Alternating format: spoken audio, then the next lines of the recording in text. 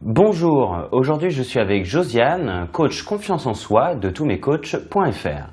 Alors, si par exemple dans le milieu du travail, vous êtes victime, que ce soit de critiques ou encore de harcèlement, Josiane vous donne tous ses conseils pour vous faire respecter. Regardez bien.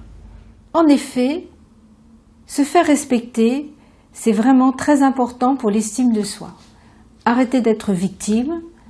Arrêtez d'être victime des harceleurs, victime de manipulateurs ou tout simplement victime de mauvaises critiques ou de critiques intempestives ou injustifiées. Ou alors, c'est comment arrêter de prendre toute critique pour soi-même. Autrement, si on n'ose pas répondre aux critiques, eh bien on rumine et c'est très mauvais pour l'estime de soi. On est vraiment dans de la dévalorisation. Je vais vous expliquer comment faire. Nous allons parler des critiques justifiées, des critiques injustifiées, et puis des mauvaises manipulations de certains harceleurs.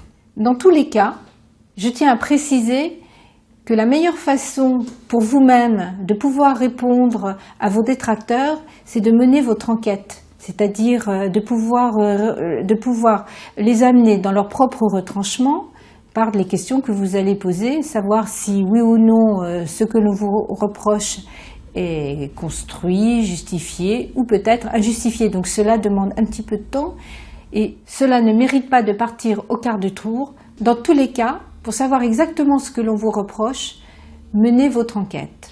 Par exemple, si votre chef vous reproche de ne pas avoir assez creusé dans le dossier XY, allez savoir pourquoi, demandez-lui exactement ce qu'il vous reproche et à ce moment-là, sachez vous-même ce que vous avez fait et ce que vous n'avez pas fait. Une fois que ces questions sont posées, que vous avez pu décider si la critique était justifiée ou injustifiée, vous pouvez choisir dans plusieurs méthodes.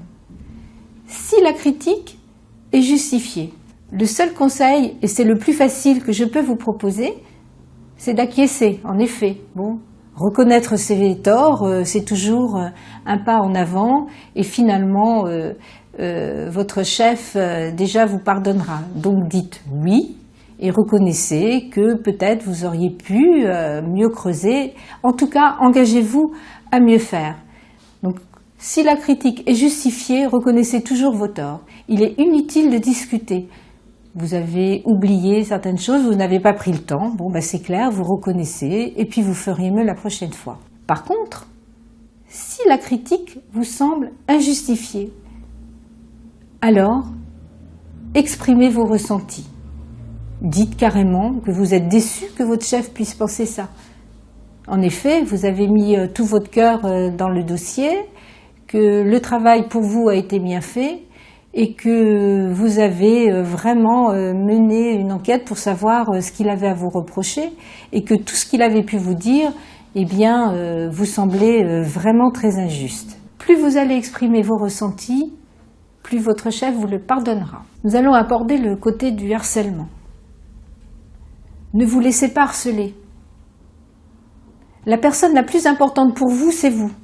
Arrêtez de vous dire que les chefs ont tous les droits. Non, ils n'ont pas tous les droits. En tout cas, ils n'ont droit que sur votre travail. Mais sur votre personne, ils n'ont aucun droit. Surtout, ne répondez pas, oubliez ce que je vous ai dit auparavant. Le tout, c'est de vous défendre. Et à ce moment-là, une fois que vous serez dans la défense, vous serez également dans le respect de vous-même. Se faire respecter, c'est primordial.